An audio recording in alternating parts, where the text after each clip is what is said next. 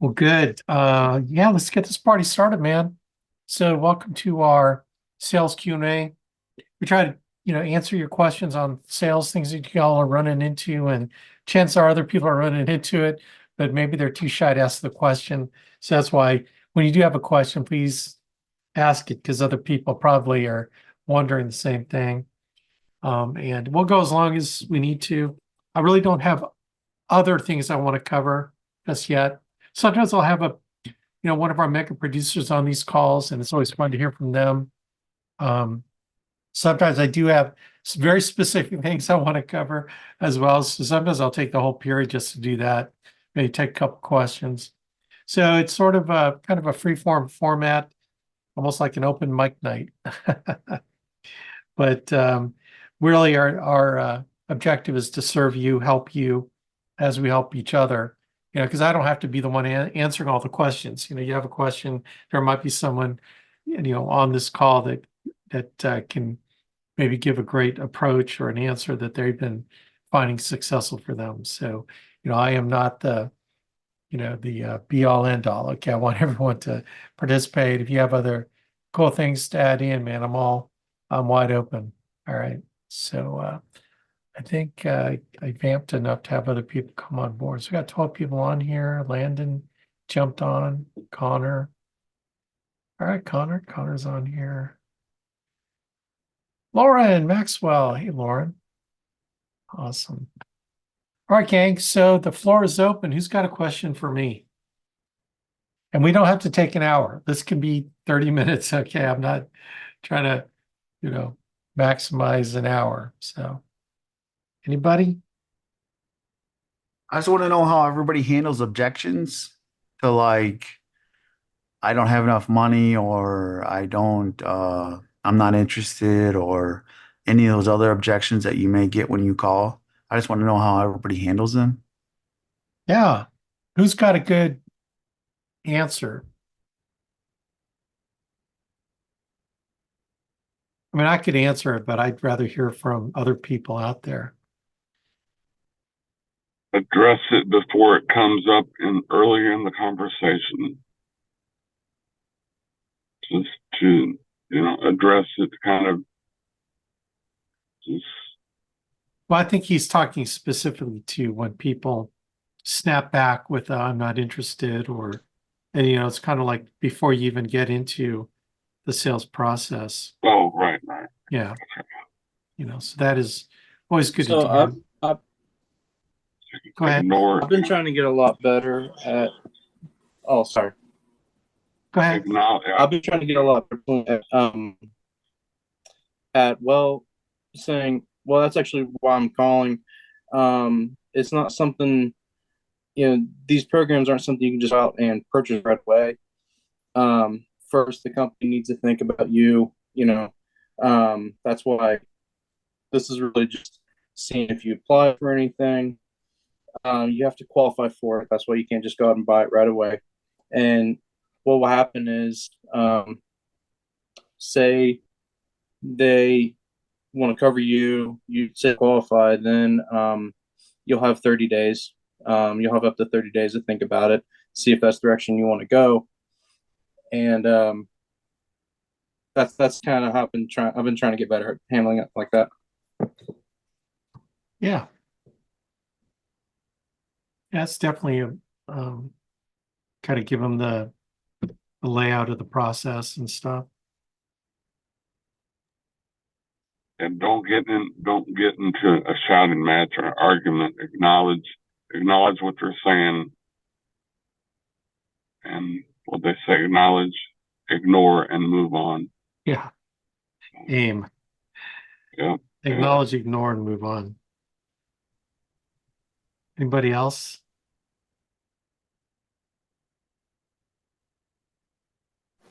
Something I'll do is I would just ask them like what's stopping you from wanting to, purchase the life insurance, or just ask more open-ended questions. Just basically like, are you currently, paying a life insurance policy, or do you currently have coverage, or like what is the amount that you're looking to pay? What do you think you can afford? You know, stuff like that.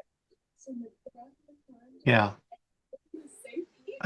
So let's here's the objective of handling objections is to keep them talking. Yeah. The more you can keep them talking, the more that you can have them answer your questions, the higher opportunity that you'll have to book an appointment or move forward with them. So when you keep asking questions, they keep answering, then you have a shot. You know, that's almost like the test, right? The test is if they're interested, they'll keep answering your questions. If they're not, they're just going to hang up, which is really what you want to find out, right? The whole notion of trying to turn someone, you know, yeah, look, if you paid $50, $60 for a lead, like some of our direct mail leads are in the $50, $60, $70 range. Yeah, then I'm going to guns, man. I am finding out every slick way to try to get into that house, right? But you know, on the lower intent leads where they're only $5 or, you know, they're really cheap. I just try to cherry pick. I just try to find the nice people, you know, especially on old leads. I just try to find nice people that are going to answer my questions, right? And so the key is because then, you know, the natural question is, well, how do I know what questions to ask, right? So that's the key right there. What are you trying to accomplish when you're answering objections? And really it's in my mind, here's my mindset. My mindset is, can I turn this old lead, can I turn this, whatever the lead is, into an A lead, right? That wants to buy. Like, is it, or it's more like, can I peel the onion back to see if this is an A lead that wants to buy insurance? Okay, that's sort of my litmus test, because it's really not something I can't manipulate someone to buy. I have to find the person that wants to take care of their families, right?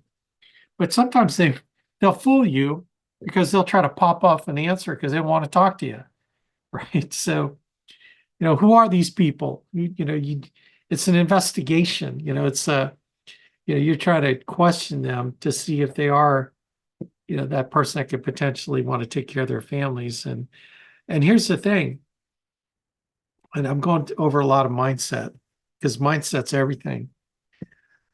If they don't love their families, okay, I don't want to take care of them.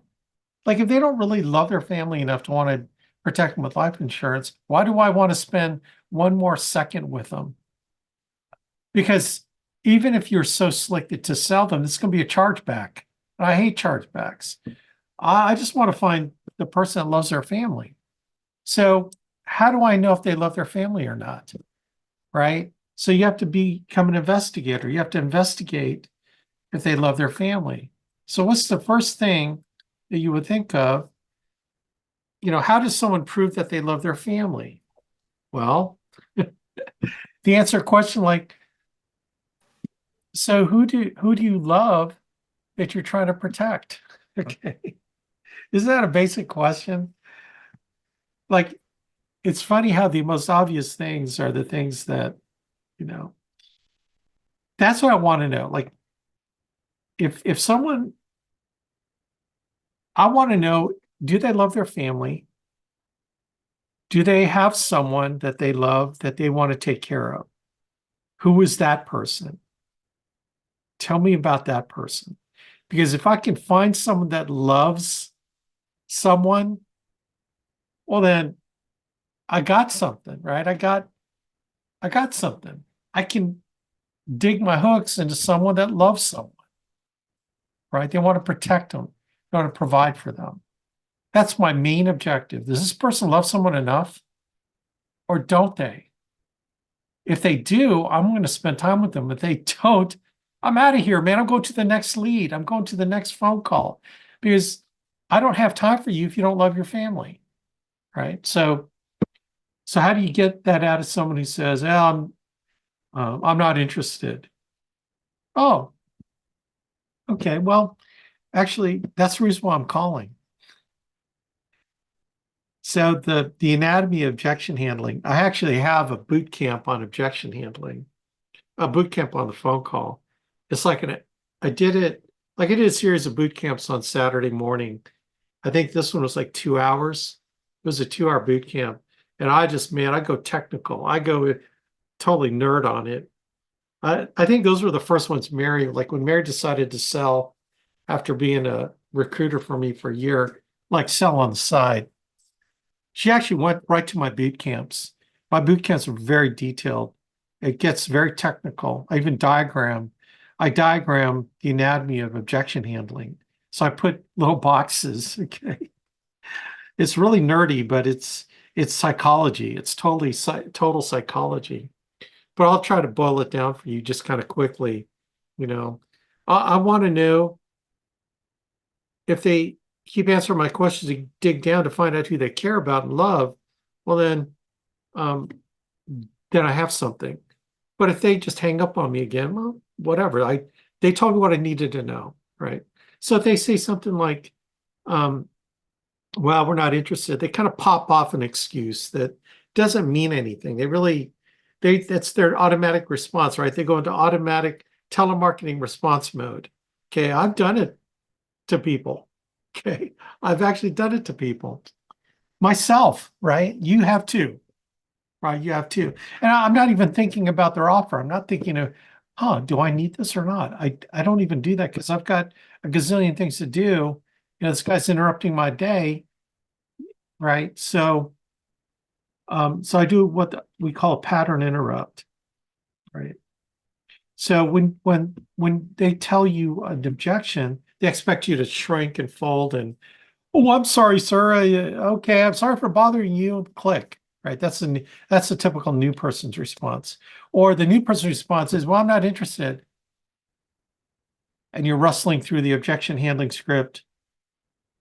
Oh, okay. Click, right? How many times did that happen to you? It happened to me a whole bunch of times because it's like I didn't know what to say. Even though I had a script in front of me, it didn't come out. You know? It cracks me up when that happens. So you do what we call a pattern interrupt because you interrupt the pattern because they're expecting you to wimp out because most, you know, or they expect you to go to the next the check through to the next objection handling where you read a script, right? That's what they expect, you know. So I do a pattern interrupt and I don't sound like I'm reading it. I go, well, okay, you know, so granted, I've done a gazillion calls, so it's easy for me because I don't want to give you the impression that this is easy. It's hard. Sales is hard. In fact, this whole thing is hard. It's simple, but it's hard. And understand that if this thing were easy, then we'd be making minimum wage. It's supposed to be hard. That's why we make a lot of dadgum money doing this. You know what I mean? So thank God it's hard. Because what hard does is it filters out the wimps. And when you filter out the wimps and you're still left hanging, you're the one who's going to be making a ton of money. Right? You're making a ton of money. Hands down, if you don't quit and you hang in there long enough. So going back to the pattern interrupts are super effective. When you start learning pattern interrupts in the home, you're going to close. Your closing rate will go up 20%. You know, because people follow a pattern. So you got to interrupt the pattern so it just it messes their brain up, right? And it messes their brain up so much psychologically that they kind of pause. And that's where your opportunity to jump, okay? Jump into it. So the pattern interrupt is, oh, absolutely. That's why I'm calling. And they're going, what? I just told them I'm not interested. Well, absolutely. That's why I'm calling. Let me ask you a question, Joe. Okay, so you asked if it's okay to ask them a question, but you don't wait for an answer. Let me ask you a question, Joe. See, because their tacit permission is they didn't say no. They didn't hang up. So you have their tacit permission. right? You don't do anything without their permission. So you have their tacit permission because they didn't say no. Do you see how kind of screwed up that is for them?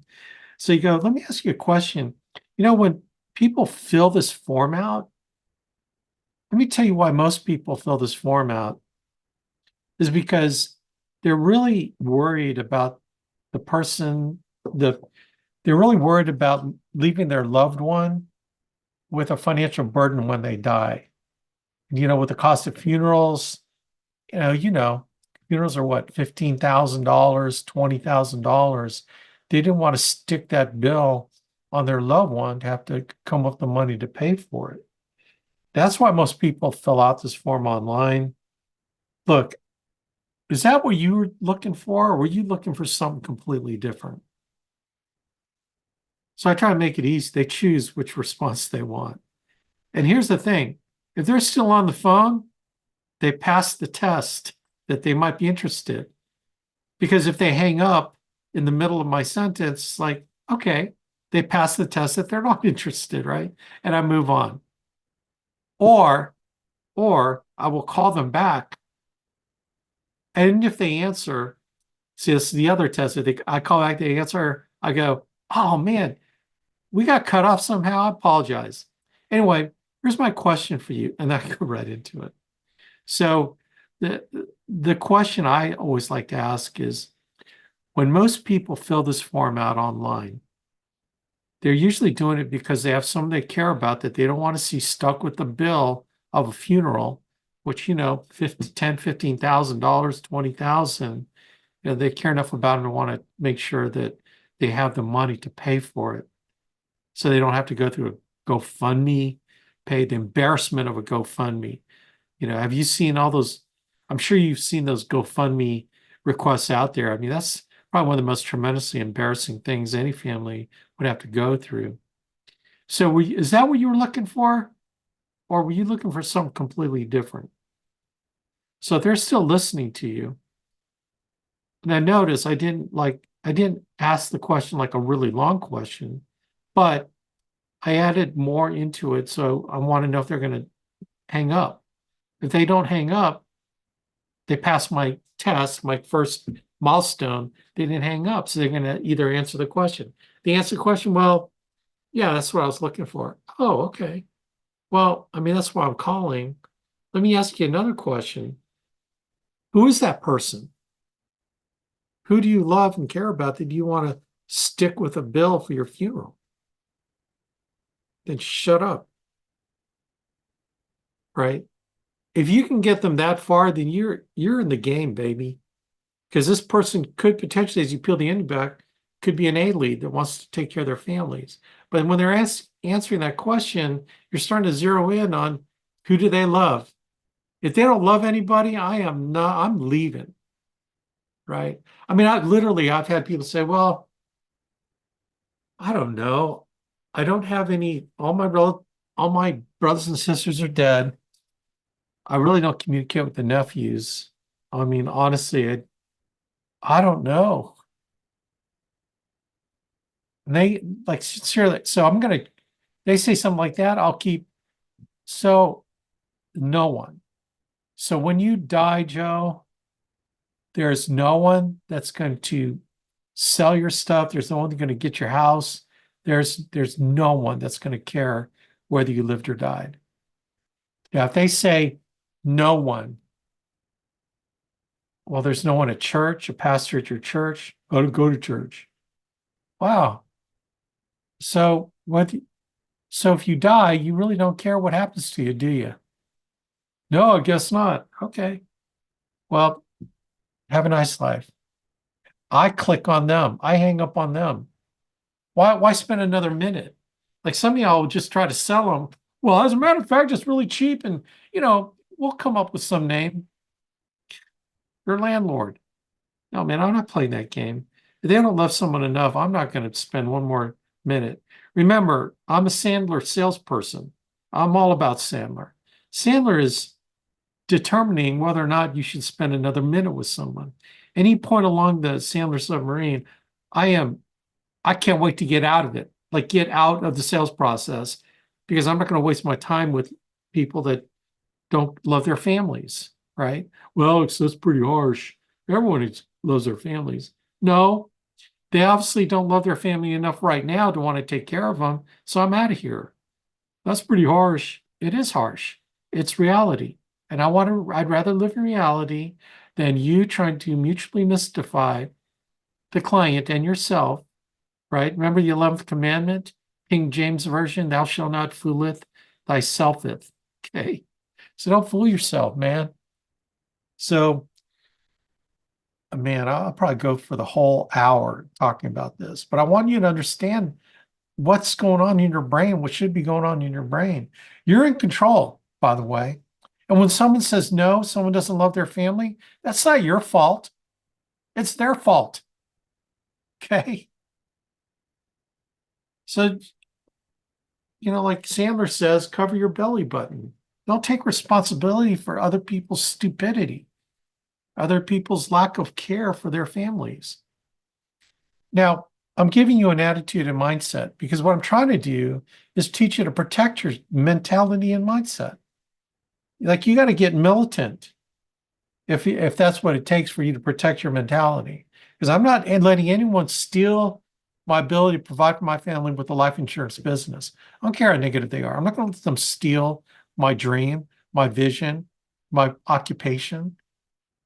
Right? I'm not going to let them steal that. I'm not going to let them steal how awesome this business is from me because I believe in it. Even though you may not because you haven't made it work yet, what you need to rely on is the fact that I believe in it, I did it, and I was not God's gift to salespeople, right? I had to learn everything. I had to make mistakes, and you guys are in the process of doing what I did. Like, here's the thing, again, attitude, mindset. How dare you think that you would go an easier shortcut road to get where I'm at than I did? How dare you? How dare you be so arrogant and prideful that you wouldn't have to pay the price that I paid to get here? I take offense at those of you that think it's going to be easier for you than for me, right? I'm praying that it's as hard for me as it was hard for you as it was for me, because a little bit of perseverance, a little bit of faith, a little bit of encouragement, a little bit of getting around the right people, I'm here where I am. And it's an awesome life, right? So, step up, man, put your big boy pants on, big girl pants on, and let's protect your mindset and attitude. So getting back to what we're talking about, the formula, pattern interrupt, ask them the question, find out who do they love, right? Who do they care about? If you can get them to tell you, well, my daughter Mary, oh, awesome. Your mind is going, oh, this is incredible. Oh, okay, Mary. So is she like your only child or do you have other children? Well, I have other kids. How many? I've got 3. Oh, really? How old are they? Here, do you see what I'm doing? I'm like keeping the conversation going. And when you start asking about their kids, every parent's going to be proud to talk about their children. Like you start asking me about my kids, I'll tell you about all 5 of them, right? I may not know their birthdays exactly. I'll tell you about what they're doing. I'll tell you about what I love about them. I'll tell you. So you get them talking about their kid. Oh, how old are they? Well, my daughter, she's 35. I got a son who's 30 and then another daughter who's 25. Oh, wow. This is like 10 years from the first one to the last one. Wow. What's that like having kids that are 10 years apart? Look, I can come up with a gazillion questions about kids because I always find things interesting, right?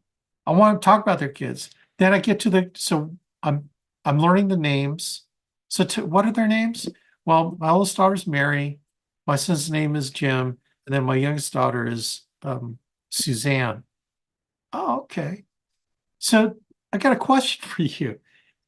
Is Mary the person that's going to take care of everything for you? Yes, she is. Okay, so is it because she's the most responsible one, or is she just because she's the oldest? Well, both. She's the oldest, but she's the most responsible one of my kids. And I really, she's going to take charge of everything. All right, cool. Well, good. Does she live in the same town as you, or does she live like in another state? Oh, she lives in the same town. All right, cool. So do you have any grandkids with Mary? Oh yeah, she's got three kids. Wow, so you probably get to see them, don't you? Oh yeah, man. I see them all the time, man. That must be a joy, to see your grandkids. Oh, I look forward to it. That's great. So, you know what? I can go another hour, but I don't want to because, but here's what I'm trying to do is get you to think about things, be curious, be interested in people, be sincerely interested in people. Why do I want to do this? Because I want them to know that I care. I care enough to ask questions. I care enough to find out about things that they care about. People will like you because you care about things they care about. People relate to you because you care about things they care about, right? And the best way to show that you care about something is ask questions about it, right? Like I promise you, you start talking about, Alex, which is your favorite guitar? Oh my gosh, we'll talk the next 3 hours guitars and I'll do all the talking and I'll think you're the best conversationalist because you're asking me about my guitars because like my guitars are like my kids. Okay. Well, Alex, how do you know which one to play on Sunday? Oh my gosh, that's hard sometimes. You know what I'm saying? Like, is this kind of like getting your mental juices going? Because you can ask them a ton of questions, but here's the ultimate question, right? The ultimate question you want to get to, whether it took you 20 questions to get there or 10 questions are better than, better than 20, but way better than two, is so Mary, just so I understand, you want to make sure that Mary, your oldest daughter, with your three grandkids, that you're not going to put her under any financial burden to take care of all your final expenses, funeral, getting rid of the house stuff, doing all the work to deal with all that. You just want to make sure that she has enough money to take care of all that. Is that what I'm hearing you say? Then you shut up, right? Now, are you going to get that from every old lead you call or bonus lead you call? No, you're not going to get it. But here's what you know is that the person that you take through this process, you know that you probably are making a sale. Like seriously, you've asked the most important questions. You're almost there. You really are almost there just by identifying who they love, right? Who do they care about? I don't care what objection. Well, I don't have a lot of time. Oh man, you know what? I don't either. But let me ask you a question. When most people fill this form out online, they want to make sure that their loved ones are not going to have to be burdened financially with paying for the funeral. So is that what you're looking for when you filled that form out? Were you looking for something completely different?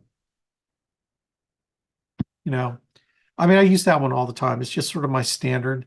I don't try to like listen to the clients like, this sounds like an extrovert. So I'm going to use my extrovert objection handling scripts. Or, this person is a visual person. So I'm going to use my visual objection handling script. Or this is a kinesthetic feeling person. I'm going to use my kinesthetic feeling person objection handling script. It's like, golly, man, come on, forget that stuff. I mean, that stuff's important to know, but you don't have scripts for it. You got to just roll with it, right? And how do you get here? You get here by dialing it a gazillion times, right? I didn't get here, I got here, how I got here, or when I was number 4 in the alliance, is when I go to events, we call them functions back then. I would have my MP3 recorder. I had my MP3 recorder, and then I find a top producer. I go, okay, man, can you help me with objection handling? So tell me how because objection handling comes down with, there are like 3 main ones. I'm not interested.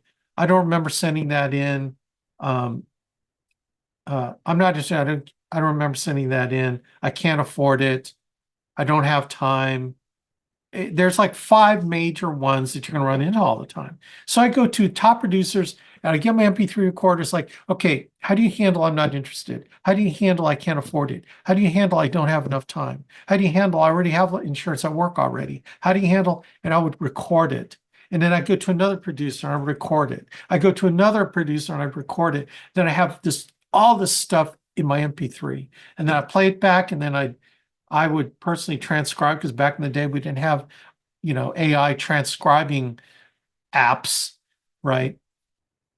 We did have cell phones back when 24 years ago. We had flip phones though. We had the flip phone anyway. And I record it, right? Because I wanted to know quickly how to answer these objections. Then I would rehearse it, and then boom, but then I started learning the process. Instead of scripts, I started learning the process of handling objections, pattern interrupt, ask questions, find out who they love. And if I can find out who they love, then I got, so that's the quick and dirty. Now you can watch my my boot camp. I think it's on the main homepage training website. You can get to the boot camp videos. Honestly, they're like an hour and a half to 2.5 hours where I go into detail on the sales system. I go into detail on booking appointments, placement of persistency. Like I've got the ERS referral system. I go into like mega detail. I mean, that's really how Mary started writing a lot of big premiums her first week in the business, because she just watched it over and over and over and over and over again and just really kind of memorized it. She's pretty anal about that stuff. If you know Mary, so she really prepared herself. I don't recommend you guys doing it, because it's a lot of detail. I don't know if a lot of you can handle the detail that I go into. I'm just trying to get you out in the field, make some basic sales. So this process is sort of a simplified version of handling objections. So it could be any objection, right? Oh, I don't have enough time. Oh man, neither do I. But let me ask you a question. And you go into it. Oh, well, I've got plenty of insurance. I don't need insurance. Oh, okay. Well, that's interesting. Let me ask you a question. So watch this. Well, I don't need insurance anymore. Oh, let me ask you a question. When most people fill this form out, they're looking at wanting to make sure that their loved ones are not going to be shouldered with a tremendous burden, to deal with all your final expenses and all the debt, that you have to pay off. And when your stuff goes through probate, and, all the stuff they have to do. Now, is that what you're looking for, or are you looking for something completely different? I don't care if they said I already have insurance. Well, here's one thing that I'll say. I go, yeah, absolutely, Joe. Most of our clients already have insurance. So I agree with them. I don't have time. Absolutely. Most of our clients don't have a lot of time either. So that's another one. You mirror back to them what the objection is. Yeah, most of our clients have insurance already. It freaks them out, because it's like, oh, that was a weird comeback. That's one of the better pattern interrupts. Most of our clients already have insurance. But let me ask you a question. You just filled this thing out recently, or you filled this out last year, whenever. When most of our clients fill this out, they're wanting to make sure their loved ones weren't financially burdened when they die, whether it's dealing with all their debts or dealing with their funeral, dealing with all the other stuff beyond a funeral, to keep making mortgage payments so they don't lose the house. Those kind of things. Is that what you're looking for? Are you looking for something completely different? No, we already have insurance already. Oh, okay. Well, like I said, most of our clients already have insurance.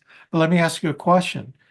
Dude, I'll go right into it. I'll ask you maybe differently, but yeah, now most of you will say, well, why don't you ask them what kind of insurance they have? And people don't know what kind of insurance they have. Well, I have an index universal life policy that pays 5.8% interest with Allianz. And it's a pretty good policy. In fact, the cash value growth has been pretty consistent over the last 3 years. And I suspect that that average interest rate is going to take me all the way through to age 95. It's like, come on, man. They don't know what they have, right? I have plenty of insurance. You know, yeah, most of our clients already have plenty of insurance. Anyway, I know it's kind of a long answer, and I took a long time. I don't know if that helps, but now you can, you can all try stuff out how you think is working. I mean, is anyone here a $30,000 a month producer yet? Because I'd like to listen to that person. A 30,000 a month producer is who I'd listen to. No offense to anyone on the call. Okay.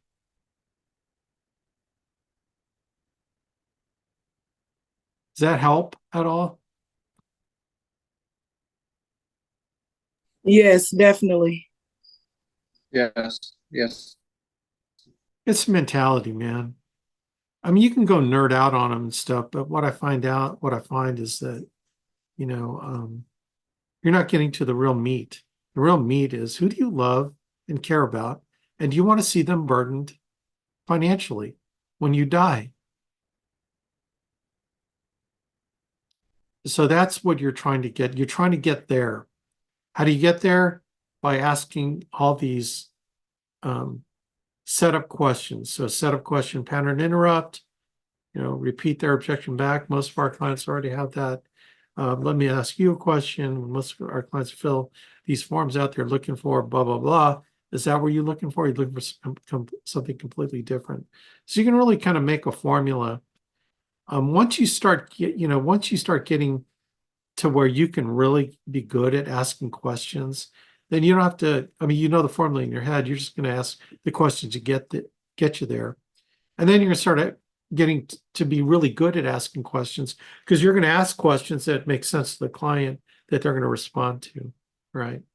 So anyway.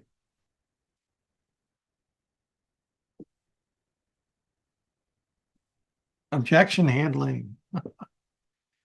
It's good. I mean, we all, I think what happens with handling objections is that people don't dial the phone enough to get enough objections, to get coaching on it in order to, tweak themselves, when they get out there. And, it can be discouraging. I get it, but remember, you're just trying to find the ones that are going to answer your questions.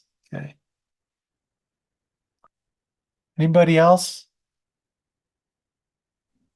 Anyone? Go ahead. Yes. I have a question. Yeah. Okay, so I have a woman that she just had a policy through Texas Life that she said it had lapsed, and she reapplied for insurance and she got denied. So she ended up getting a Mutual of Omaha policy about 2 weeks ago, but she doesn't feel that it's enough. And she said that she probably wants to get more. I was just wondering if that was something that I could help with, or would, like as far as adding on more, or no, would she just need an entirely different policy or to go back to that writing agent? That's an excellent question, Tessa. So here's what I would do. Okay, so most people, the whole Sandler thing is like, you don't act like you don't act like a salesperson to the client, which freaks them out. Because when you don't act like a salesperson, then they trust you more, because they know you're not trying to sell them. And in fact, the whole approach is, sell me on why. Sell me on why you need this, because I want to know if I'm going to spend any more time with you. Am I going to waste more time with you, or you have to sell me? That's like in your head, right? And so when someone says that to me, I go, well, absolutely. I mean, I've helped people in your same situation. Okay, that's a key phrase. I've helped people in your same situation. Even though you haven't, we have collectively. So you can use my experience. You can say we, the collective we. Now you and the person on your shoulder. No, we've helped people in our same situation, but is it okay if I ask you a basic question, ma'am? Yeah. who is the person that you love and care about that you're getting this policy for? Because it sounds to me like you really care about them, that you'd like to get more insurance. So tell me who that person is. You get them talking about who they love and they want more insurance for them. Like they have to get a new policy. They can't just add on. That's such a fallacy. No, you can't add on to your policy unless you have specific riders like in IUL that lets you add on at age 22, 24, 26, 27, 32, or if you're getting married. I mean, there are policies that let you do that as riders, but you can't just add on to a policy, right? But people think they can. I go, well, as a matter of fact, ma'am, we've helped a lot of people in the same situation, but can I ask you a basic question? Who's the loved one that you care about that you want to help make sure that they get enough to not be burdened by your death? Like, who is that person? Right? And then find out who that person is. And then do everything I said, find out about them. Do you have any grandkids with them? It's like, wow, you must really care about them, don't you? Well, yeah, I do. Just don't think I had enough. So how much did you get with that other company? And which company was that? Mutual of Omaha. Oh, that is a great company. In fact, we represent Mutual of Omaha also. So we love them. You got a great policy if you got it with Mutual of Omaha. But let me ask you a question. How much did you get with them? Well, I got 10,000, but I don't think it's nearly going to be enough. Oh, okay. Well, now, if you're going to get more insurance, it's going to cost more per month. It's going to be another bill per month that you're going to pay. Are you prepared to pay additional monthly payment for another policy that would give your daughter Mary, see, this is where the advantage of finding out who they love is you start invoking their name all the time, right? So you use, your Mary, who do you, so this policy is going to cost more per month, not more, but it's additional premium per month you're going to pay. Is that something that you really want to do? Now, see, other people would just jump on and say, well, absolutely, I can give you a quote right now. I want to make sure. I was like, are you prepared to, oh yeah, I can handle it. Oh, okay. Well, so let me ask you another question. Kind of what is your budget? What do you think that you can handle per month in addition to the other policy with Mutual of Omaha? How much more do you think you can afford per month? Well, for $10,000, I'm paying $150 a month. I could probably handle another $150 a month. Really? So you prepared to pay another $150 a month to add on basically the same amount of coverage that you had recently with Mutual of Omaha. Yeah. Okay. So I want to make sure. So $150 is not going to be additional $150 not going to stretch your budget way too much, right? Okay. Well, I've got some carriers that I think can help you, that they're just as good as Mutual of Omaha. And even though, we can write you Mutual of Omaha too, but I think I have some other companies I think could really help you out there. And then I'll get their help information. And then I'm going to show them what $150 a month would be, but I'd show them what $100 a month would be, right? And then I'd show them what $75 a month would be. Wow, she said she could already afford $150 a month. Right. But I want to show her that if she did lower amounts, it's okay to do lower amounts, just lower face value. I'm not trying to jack her up. I'm not trying to show her a $300 a month policy, right? I just want to show her that that I'm concerned that she can afford it, right? Because I am. I don't want this to be a chargeback. You know what I mean? So Tessa, that's kind of the direction I would take, is find out who they care about and then really test them. Say, wow, you must really care about them. So you want to make sure that there's more money there. So how much did you get with the previous company? And then, okay, what kind of budget were you thinking of? Wow, you must really care about marrying your daughter. Okay, so that's kind of the process I would take. Does that make sense, Tessa? Yeah, I hear what you're saying. It was a good, it was a good response. I know that she had said that, she was looking for, because her old policy had lapsed and she wasn't sure if she had still had, and if there was like a non-forfeiture agreement, she wasn't sure if she had, one, or if there was any money that was going to be given back to her at all from all the premiums and so forth. She's got to contact them. I told her, because she said it was with Texas Life or whatever. I'm like, I don't know anything about them, Wow, but I've never heard of them. I don't know. She said she had bought a policy with Mutual of Omaha, and this was the 24th of July. So this is really soon after she immediately protected her, or got some base level protection, and she just wanted to add more. And I also wanted to just know if, you just have to get an entirely different policy. That was one of the questions I had too when I Yeah. asked, and you answered it. So thank you. Yeah, so I would, yeah, that's kind of direction. Some other agents would maybe say, well, how about if we take that amount you're looking for from Mutual of Omaha, let's just combine that into just one policy. And, wouldn't it be easier to have just one premium payment than two premium payments?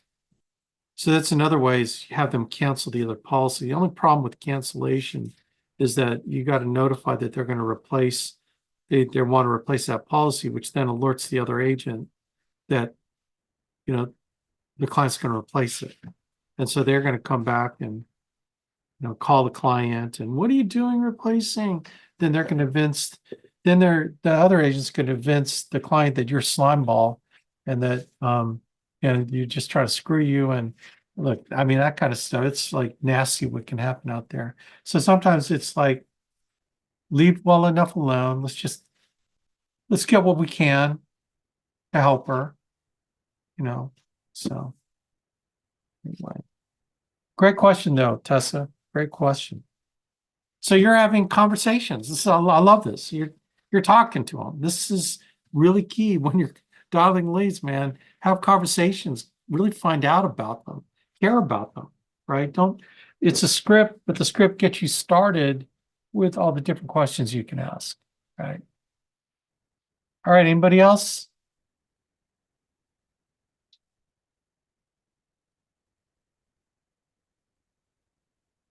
Silence. All right. Well, appreciate you guys being on this call. I hope this, some of these tips helped you. And, if you want to call me later, like tomorrow or whenever, I'll be happy to, field more questions one-on-one, all right. So, cool. Well, appreciate you all. And maybe next week we'll finally get Sarah Seifert on our call. That'll be, she's been elusive. But we're going to nail her down. She's kicking butt. And I'd love for you guys to hear from her. So anyway, rock on, everybody. God bless. God bless you. Thank Good you. night. Thanks, Alex. Take care, y'all. Bye now.